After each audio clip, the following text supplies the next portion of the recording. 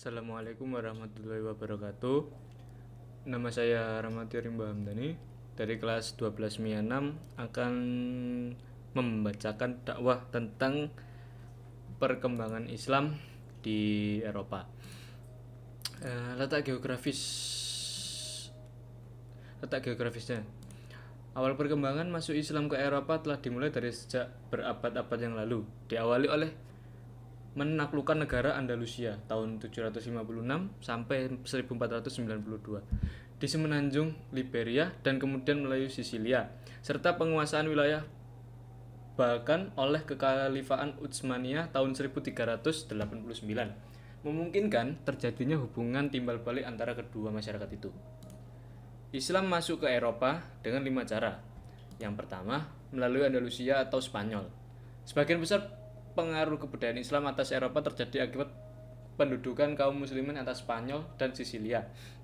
Bangsa Arab selama 8 abad lamanya menempati daerah ini. Karenanya, peradaban Islam menyebar di pusat-pusat tempat yang berbeda, seperti Cordova, Sevilla, Granada, Toledo, dan Toledo. Penduduk Andalusia Spanyol mayoritas menganut ajaran Masehi pada waktu itu, yang kemudian terpecah dengan datangnya peradaban Arab. Bahkan mereka ganti bahasa mereka dengan berbicara dengan bahasa Arab. Mereka mengenal istilah Mozabarabes. Kata ini yang dalam bahasa Arab disebut musta'rib. Untuk itu pula para pendeta Nasrani melakukan terjemahan Injil ke dalam bahasa Arab. 2. Melalui Sisilia yang sekarang daerah otonomi Italia. Sisilia masuk ke wilayah kekuasaan Islam setelah pasukan dinasti Aghlabid yang berkuasa di utara Afrika mengalahkan pasukan Bizantium tahun 827 Masehi. Antara dinasti Aghlabid dan kerajaan Bizantium terjadi pertemuan demi pertempuran. Berhasil menjejakkan kaki di pulau Sisilia, satu persatu kota berhasil direbut. Palermo sebagai kota terpenting didirikan tahun 831. Tahun 859, Sisilia secara penuh jatuh ke tangan dinasti Aghlabid yang muslim. Setelah dikuasai oleh dinasti Aghlabid, Sisilia jatuh ke tangan dinasti Fatimiyah. Namun, hanya selang beberapa dasawarsa, wilayah ini lepas dari pemerintahan pusat Fatimiyah di Mesir. Saat itulah terjadi perebutan kekuasaan yang diperlemah kekuatan Islam di Sisilia, sehingga akhirnya pada tahun 1061 negeri ini di selatan Italia ini lepas dari kekuasaan Islam. Yang ketiga, melalui Albania atau wilayah Balkan. Posisi geografis Balkan merupakan salah satu faktor utama yang membuka peluang pengenalan rakyat Balkan kepada agama Islam. Pengenalan mereka kepada Islam ini bermula dari Albania. Secara tekstual, terdapat 3 agama di Albania: Islam, Katolik, Roma, dan Kristen Ortodoks. Islam setelah melalui perjalanan panjang terpecah menjadi 2, Sunni Hanafi dan Bektashi. Keduanya menarik garis perbedaan yang tegas. Sunni Hanafi dengan tradisinya sendiri, dan Bektashi menggabungkan elemen paganisme, konsep trinitas, pengampunan dosa kepada imam, dan kultus individu Syiah. Bektashi dengan 200.000 pengikutnya menyebut diri sebagai muslim toleran, namun menolak semua praktek ritual Islam, sholat 5 waktu, puasa di bulan Ramadan, dan pergi haji. Yang keempat, melalui datangnya orang-orang salib di timur Islam. Invasi atas Spanyol dan Sisilia memberi arti bahwa suatu waktu Islam hadir di daerah pinggiran Kristen Latin. Namun demikian, kehadiran ini bukanlah persoalan pentingnya menuntut reaksi besar-besaran kecuali dari wilayah-wilayah tetangga yang dekat dengan wilayah kaum muslim itu sendiri. Karenanya reaksi itu menjadikan munculnya gerakan perang salib pada abad ke-11. Hal ini bisa dianggap sebagai reaksi yang besar terhadap kehadiran Islam. Tetapi pusatnya justru di bagian utara Perancis yang jauh kontaknya secara langsung di negara-negara Islam. Yang kelima, pertukaran perniagaan antara timur dan barat melalui Mesir. Peristiwa ini terjadi sejak datangnya bangsa Fatimiyah di Mesir dan menjadikan Mesir sebagai pusat politik, perdagangan, dan kebudayaan. Karena itu, penyerangan Mongol di Irak menjadikan Mesir sebagai Ka'bah peradaban Islam di era dinasti Mamalik, sebagai dikatakan Ibnu Khaldun bahwa munculnya peradaban di Mesir dengan kembalinya peradaban Islam sejak ribuan tahun lalu. Maka muncullah di Mesir gerakan ilmu dan seni yang menjadikan para penuntut ilmu datang dari timur dan barat. Ibnu Khaldun melanjutkan dengan perkataannya, saya tidak melihat Mesir kecuali sebagai induknya ilmu, wadahnya Islam, dan sumber ilmu serta pusat perniagaan. Profil dari Tariq bin Ziyad bin Abdullah, yaitu orang yang berjasa menyebarkan Islam ke dunia barat. Dengan nama asli Tariq bin Ziyad bin Abdullah bin Walkho bin Walfajun bin Nibergasin bin Walhas bin Yatufat bin Nafzau. Beliau adalah putra suku Asyadaf, suku barbar penduduk asli dari Al-Atlas, Afrika Utara. Ia lahir sekitar tahun 50 Hijriah. Ia ahli menunggang kuda, menggunakan senjata dan ilmu bela diri. Bukti kebesaran Islam di Eropa. Yang pertama, adanya Istana Alhambra warisan kejayaan Islam di masa silam. Yang kedua, Masjid Cordoba sekarang berubah menjadi gereja atau katedral mezquita. Hasil budaya. Yang pertama, filsafat. Filsafat berkembang pesat di era dinasti Umayyah Spanyol.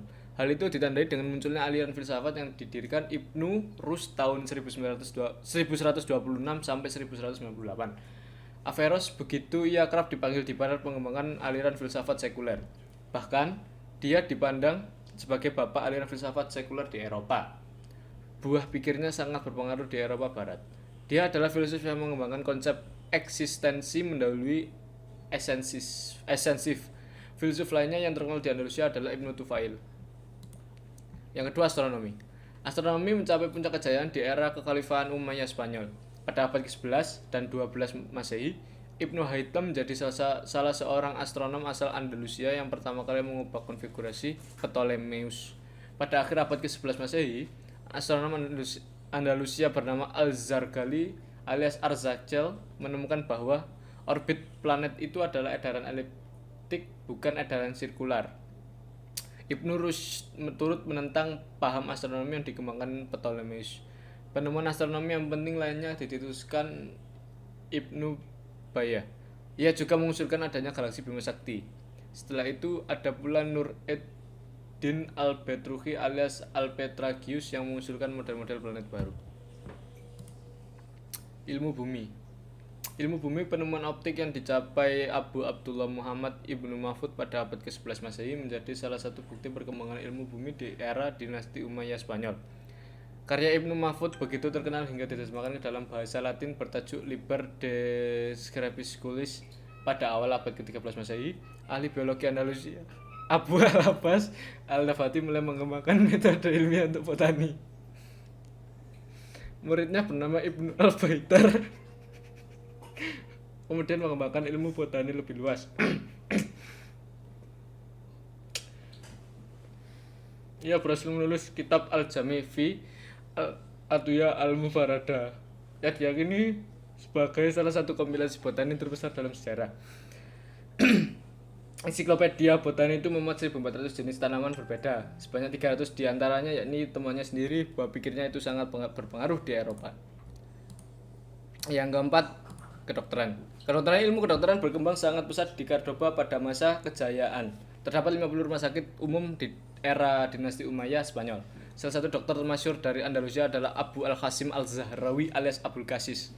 Para dokter muslim dari Spanyol, Islam sangat berjasa besar dalam pengembangan ilmu kedokteran, khususnya anatomi dan fisiologi. Ilmu bedah juga berkembang di masa Umayyah Andalusia. Yang kelima, psikologi. Studi psikologi dan sosiologi juga mendapat perhatian dari penguasa dinasti Umayyah Spanyol. Dalam psikologi, Ibnu Zur berhasil menjelaskan gangguan syaraf pada manusia. Temuannya itu sangat berguna bagi pengembangan neurofarmakologi modern. Ibnu Rus adalah ilmuwan Andalusia yang pertama kali menyebutkan adanya penyakit Parkinson. Penyebab kemunduran.